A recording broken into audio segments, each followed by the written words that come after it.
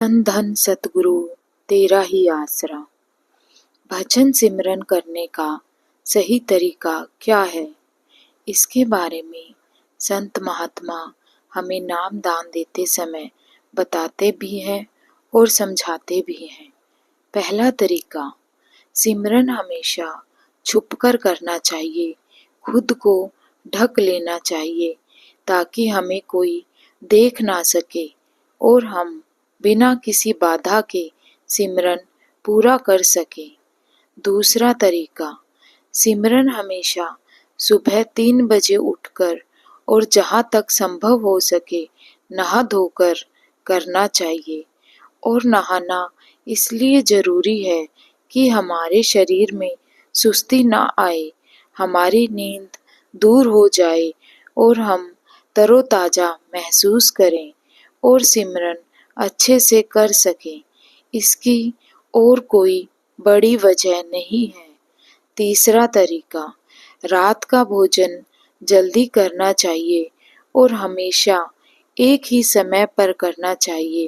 भोजन शाकाहारी होना चाहिए और कम मात्रा में होना चाहिए ताकि हमारा शरीर स्वस्थ रहे और हम रात को सिमरन कर सकें। रात को कम भोजन करने से सिमरन पर ज़्यादा देर तक बैठा जा सकता है। चौथा तरीका, किसी भी प्रकार के नशे का सेवन नहीं करना चाहिए। नशे से इंसान का मानसिक संतुलन कमजोर होता है और सिमरन करने के लिए इंसान का मानसिक संतुलन, जिसको मनोबल भी कहा जाता है, वह तंदुरुस्त और शक्तिशाली होना चाहिए। पांचवा तरीका, सिमरन से प्रेम करें, मोह नहीं।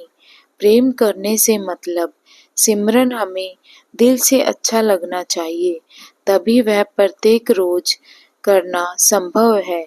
और मोह का अर्थ है कि हम सिमरन करते समय भगवान से कुछ इच्छा रखते हैं कि भगवान इसके बदले हमें कुछ दे। इसलिए मोह नहीं, सिमरन से प्रेम करना चाहिए।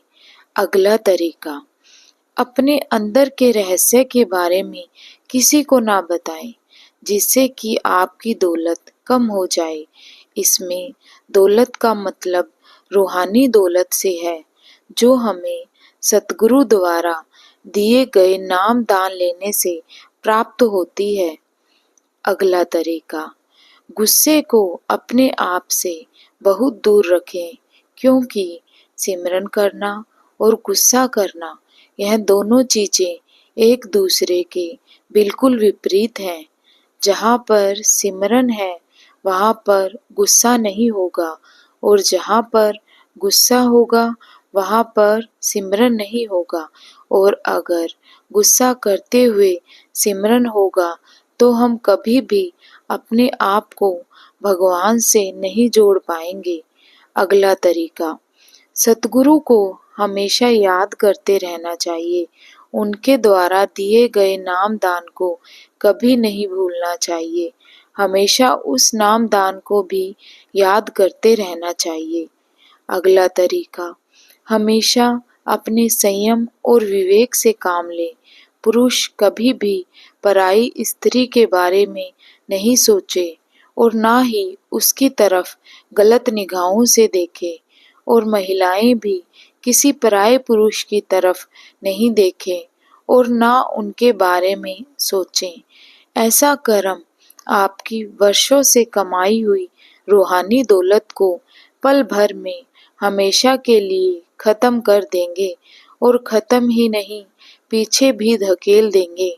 इसलिए हमेशा अपने आप पर संयम रखें।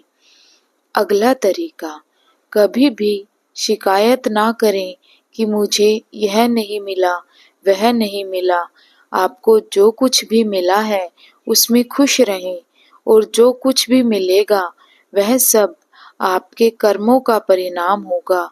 कर्मों के परिणाम से तो स्वयं भगवान भी नहीं बच सकते। इसलिए शिकायतें छोड़ें और अपना कर्म करें। अगला तरीका, हमेशा सत्संग सुनें और सबको प्रेम करें। सत्संग प्रेमियों की संगत में रहें, नास्तिक लोगों से कभी भी बहस ना करें और नास्तिक लोगों की संगत से बचने का प्रयास करें। अगला तरीका, अपने बच्चों को अच्छे संस्कार दें, उन्हें अच्छी शिक्षा दें। वह आने वाले नए समाज का निर्माण करेंगे, इसलिए उन्हें इस लायक बनाएं कि वह एक अच्छे समाज का निर्माण कर सकें। उनके विचारों को सकारात्मक बनाने की कोशिश करें। अगला तरीका, अपने हर रोज के 24 घंटों में से कम 2.5 घंटे सिमरन के लिए अवश्य निकालें। अगर आपको नाम लेते हुए कुछ दिन बीत गए हैं तो इस अवधि को धीरे धीरे बढ़ाने की कोशिश करें ताकि ज़्यादा से ज़्यादा सिमरन कर सकें। अगला तरीका, रोज रात को सोते समय अपने आप से पूछें कि आज आपने क्या अच्छा काम किया है। इससे आपको दूसरों की मदद करने की प्रेरणा मिलेगी। इससे आपकी तरक्की आसान होगी। अगला तरीका, सिमरन पर बैठने से पहले 15 मिनट तक अपने सतगुरु के स्वरूप का ध्यान करें और फिर सिमरन पर बैठें।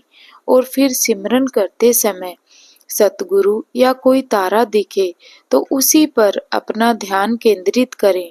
और अगर कुछ भी ना दिखे तो अंतर में अंधकार को देखते हुए ही सिमरन करते रहना चाहिए और अपना ध्यान को एकत्रित करना चाहिए। अगला तरीका, जब अंतर्मन के द्वार खुले तो सिमरन बिल्कुल भी ना छोड़ें। ध्यान तीसरे तिल पर रखें। जब द्वार खुलना शुरू होता है तो अंतर्मन में कई प्रकार के दृश्य दिखते हैं। परिणाम यह होता है कि हम सिमरन को छोड़कर वही दृश्य देखने लग जाते हैं जो सरासर गलत है। जब भी आपको ध्यान करते समय कोई दृश्य दिखे या किसी की सूरत दिखे तो उस स्थिति में अपने ध्यान को सिमरन पर केंद्रित रखना चाहिए। सिमरन करते रहना चाहिए। उससे होगा यह कि आपका शरीर पूर्ण रूप से खाली हो जाएगा और अभ्यासी का अंतर्मन टिक सकेगा। तभी तो असल स्वरूप के दर्शन हो सकेंगे। अगला तरीका, सिमरन करते समय अपने शरीर पर ध्यान नहीं देना चाहिए। ज़्यादा से ज़्यादा सतगुरु के स्वरूप के बारे में ध्यान करना चाहिए। जब आप शरीर की ओर अपना ध्यान ले जाते हैं तो शरीर हिलता डुलता है, जिससे कि आपका ध्यान परमात्मा के स्वरूप की ओर नहीं जाता। साधु संत भी कहते हैं कि जिस भी इंसान को सिमरन करते समय अंतरात्मा में अपने सतगुरु के दर्शन हो जाएं, वह बड़ा ही भाग्यशाली होता है। इसलिए ज़्यादा से ज़्यादा ध्यान अपने अंतर्मन में अपने सतगुरु को देखने में करना चाहिए। और जितना ज़्यादा आप ध्यान एकत्रित करेंगे उतना ही आपका अंतर्मन में अपने सतगुरु को स्पष्ट रूप से देखने में सफल होंगे। अगला तरीका, रात को आप जिस बिस्तर पर सोते हैं उस पर बैठकर सिमरन बिल्कुल भी ना करें। सिमरन हमेशा जमीन पर बैठकर या कोई गद्दी जमीन पर रखकर उस पर बैठकर सिमरन करना चाहिए, जिससे कि आपको बिल्कुल भी आलस नहीं आएगा और आप ध्यान अच्छे से लगा पाएंगे। अगला तरीका, सिमरन पर बैठने से पहले अपने मन में से सभी इच्छाओं को मुक्त कर देना चाहिए। अपने सतगुरु का ध्यान करते समय मन में कोई भी इच्छा नहीं होनी चाहिए। अगर आप अपने मन में किसी इच्छा को लेकर भजन सिमरन पर बैठेंगे तो यह एक व्यापार होगा। और याद रखें, हमें व्यापार नहीं करना है, हमें सतगुरु से प्रेम करना है। अगला तरीका, जब भी आप भजन सिमरन पर बैठें तो सिमरन को अपने बनाए हुए तरीके से बिल्कुल भी ना करें। सिमरन उसी प्रकार से करें जो विधि आपके सतगुरु ने आपको नाम दान देते समय समझाई थी। अगला तरीका, सिमरन करते समय आपका मन इधर उधर भागेगा, मन में कुछ अच्छे विचार आएंगे, कुछ बुरे विचार आएंगे, कुछ अच्छी यादें ताजा होंगी, कुछ बुरी यादें ताजा होंगी, लेकिन आपको अपना मन भटकने नहीं देना है, उसे केवल तीसरे तिल की ओर केंद्रित करना है। अगला तरीका, सुबह 3 से 5:30 बजे तक जो सिमरन किया जाता है वह सबसे अच्छा होता है, क्योंकि उस समय प्रकृति जागृत होती है। वह एक ब्रह्म मुहूर्त होता है जिसमें अपार शक्ति होती है। जिस समय प्रकृति में कोस्मोस एनर्जी सबसे ज्यादा स्तर पर होती है, यह वह समय होता है जिसमें हम अपनी अंतर आत्मा को प्रकृति या भगवान से सबसे तीव्रता से जोड़ सकते हैं। और यदि हम अपनी अंतर आत्मा को प्रकृति से जोड़ देते हैं तो प्रकृति हमें वह सब कुछ देती है जिसकी हम इच्छा रखते हैं। तो इसका अर्थ यह है कि सुबह 3 बजे से 5:30 के समय में किए गए सिमरन से हमें भगवान से जुड़ने में देर नहीं लगती, और इसलिए साधु संत भी उस समय को अमृत वेला कहते हैं। अगला तरीका, सिमरन पर बैठने से पहले हमारे मन में किसी के प्रति द्वेष या बदला लेने की भावना नहीं होनी चाहिए।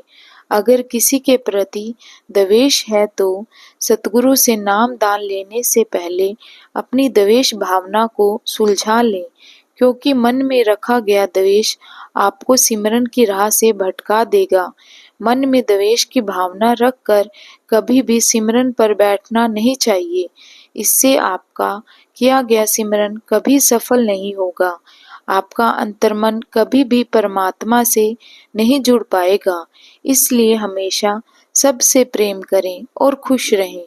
नकारात्मक विचारों और नकारात्मक ऊर्जा को अपने से जितना हो सके दूर रखें।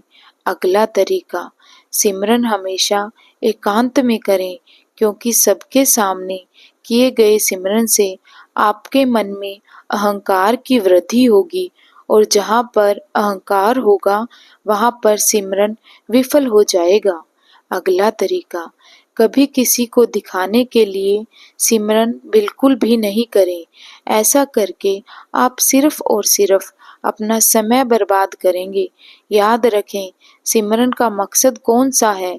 सिमरन का मकसद ही अपने अंदर से अपने आप को ढूंढना है। धन धन सतगुरु, तेरा ही आसरा। अगर आपको हमारा यह वीडियो पसंद आए तो हमारे चैनल को सब्सक्राइब जरूर कीजिए, ताकि हम ऐसे वीडियो और बनाते रहें और वह वीडियो आप तक बिना किसी रुकावट के पहुंच सके। धन्यवाद।